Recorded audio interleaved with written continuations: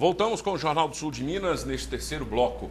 A minha pergunta para o Dr. Fábio em relação a isso, eu quero também saber a respeito das atividades da OAB, porque no ano passado aconteceram alguns ciclos de palestras aqui em Poços de Caldas, muito importante para a formação, principalmente daqueles que ainda são estudantes de direito, né, estão buscando maior experiência, saber se a OAB vai fazer isso esse ano novamente. E ainda em relação ao... fazer duas perguntas em uma para economizar o tempo deles aqui depois. E também saber em relação aos presos que foram transferidos, por exemplo, para uma cidade mais distante aqui de Poços de Caldas. Estes que, segundo as informações, iniciaram um motim, que foram para a localidade mais distante daqui. Os parentes não são condenados e eles têm o direito de visitar seus entes queridos, né? E por mais que esses entes estejam pagando por algum erro. E eles vão ter que se deslocar ainda assim para poder conseguir essa visita? Olha, Fábio, infelizmente, seja antes de uma sentença condenatória ou após uma sentença condenatória, se forem transferidos, né, depois de uma sentença, a família, infelizmente, tem que seguir. Se quiser visitá-los, tem que fazer esse deslocamento. Por isso que eu sempre me posicionei favorável à construção do presídio, porque faz com que o preso cumpra a sua pena perto da família, aqui em Poços de Caldas, e possibilita uma ressocialização. A ressocialização dele, eu acho isso... Isso é incoerente, né? Manter longe, assim, demais e de uma forma dissocializada da própria família. A própria lei de execuções penais fala que o preso tem o direito de cumprir a pena próximo aos familiares, né? Mas, infelizmente, pelo problema que vive hoje Poços de Caldas em relação ao presídio, isso fica impossível. Inúmeros presos estão aí espalhados nos presídios da região e outros já próximos a Belo Horizonte. E em termos dos eventos da OAB, a pergunta que você me fez, dia 7 agora de fevereiro já damos início a essas palestras e esses cursos que são oferecidos aos advogados, aos operadores do direito, onde nós vamos falar através de videoconferência, via satélite, sobre processo eletrônico. E no dia 14 nós já temos agendada uma palestra presencial com o secretário-geral da OAB, seção Minas Gerais, que vai falar sobre cumprimento de sentença. Então, esse ano, a OAB já se antecipou, já em fevereiro, dando início a essas atividades, e o nosso objetivo é pelo menos uma palestra presencial, assim como foi feito nos anos anteriores, como foram feitos nos anos anteriores, até o final do ano, tendo a semana jurídica na semana 11 de agosto. Muito bom. Carol? Agora esses presos estão 30 dias sem poder receber visita, né, doutor Fábio? Por isso que ficou... Olha, a notícia que eu tive é que seria esse prazo realmente de 30 dias sem visitas. Depois já tive a informação que seria só esse final de semana. É importante que os familiares entrem em contato com a direção do presídio através das assistentes sociais e confirmem quando que essas visitas retomam. Quando a gente fala, o senhor falou na construção de presídios, eu tenho aqui muitas pessoas perguntando, o Davi é um, José Elias também, a respeito de presos trabalharem. Até poderia ser uma ideia na própria construção do presídio, está aqui, por que os presos não trabalham fazendo algum serviço como limpeza de ruas, rios, capina de terrenos baldios, por que esses presos não trabalham? E o José Elias perguntando se não pode haver uma lei municipal para que isso aconteça. O trabalho do preso extramuros, ele é previsto na lei das execuções penais. Tá? Isso é possível. Nós temos um exemplo aqui próximo em Pouso Alegre, onde os próprios presos que fazem parte da APAC, que é uma associação de proteção e amparo ao condenado, eles mesmos construíram o presídio do regime fechado, né, da APAC. A APAC tem o regime aberto, semiaberto. Em Pouso Alegre, os próprios detentos construíram o regime fechado. Então é importante. Há um tempo atrás, a prefeitura utilizava na manutenção de parques, se não me engano também na delegacia, o trabalho desses presos. Agora é importante que haja também um entendimento nesse sentido por parte do juiz das execuções penais, né? Então, para que ele possa, né, liberar esses detentos, esses recuperandos, a fazerem esse trabalho extramuros.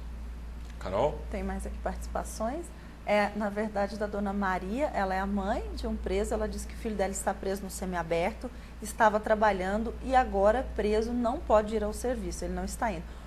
O serviço está esperando com que ele volte. O que pode ser feito nesse caso, doutor Fábio? É importante que ela procure o advogado do filho ou a Defensoria Pública, não sei quem está representando, né, o filho, mas que procure e tenha informações se ele foi transferido ou não e que possa, através desse profissional, fazer o requerimento para o juiz das execuções para que ele volte a ter esse trabalho fora do presídio.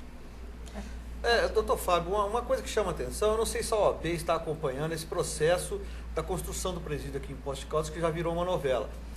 Nós sabemos que não esteve previsto no orçamento do Estado em 2009, 2010, 2011 e também não está previsto em 2012 verba específica para a construção do presídio. Se houver a construção, como foi prometido, será uma verba remanejada de outra conta. E como Andradas, por exemplo, que é uma cidade muito menor que Poços de Caldas, já tem um presídio construído, já tem lá instalações modelares para receber os detentos, né? Como é que o senhor vê essa situação? Como é que Poços de Caldas ainda não conseguiu construir o presídio? Se a OAB tem acompanhado as autoridades nesses pleitos junto ao governador, como é que está essa situação? Olha, eu não sei se faltou, né, uma vontade aí política, porque presídio ninguém quer construir. Né? A gente gostaria de estar aqui falando sobre escolas, né? Mas presídio realmente creches, hospitais. Creches, hospitais é um assunto que realmente incomoda, não dá voto, mas que infelizmente se faz necessário aqui em Poços de Caldas. A OAB tem oficiado a seccional solicitando apoio junto à Secretaria de Defesa Social e também ao governador solicitando um empenho na construção do presídio. E se manifestando sempre que chamada no sentido da necessidade da construção desse presídio aqui em Poços. Carol? Tem mais uma participação do Rafael, ele faz um comentário aqui grande a respeito do presídio, mas chama a atenção a pergunta se a OAB estava lá no presídio quando a SUAP assumiu o presídio. E ele diz que a SUAP vive a realidade do dia a dia, que muitas vezes ela tem que usar às vezes de força, porque palavras nem sempre adiantam muito. E que a gente acha que aquilo é um presídio, mas na verdade é uma cadeia de 20 anos atrás, sem segurança nenhuma. O pessoal que negociou também acha que resolveu, mas não resolveu. É um barril de pólvora e vai continuar sendo até a construção do presídio de verdade acontecer na nossa cidade. Certo. Bom, a situação do presídio já era esperada, só não sabia quando ia acontecer. Que ia acontecer. Infelizmente, a estrutura do prédio, todo mundo realmente chama de presídio, mas aquilo lá é uma cadeia, o cadeião, mudou em termos de estrutura muito pouco do que alguns anos atrás. E realmente, eu sei que é difícil o dia a dia de um agente penitenciário dentro de um presídio. Eu não estou aqui questionando se foi certo ou se foi errado, e sim a intervenção da OAB, porque os presos já estavam rendidos e algemados. Se eles tivessem ido para o confronto, a situação seria outra, mas né, eu estou me posicionando aqui de pessoas que já tinham se rendido, estavam algemadas, sentadas e não tinham motivo de serem agredidos. Ok, doutor Fábio, eu quero agradecer a sua participação, a sua presença, disponibilidade.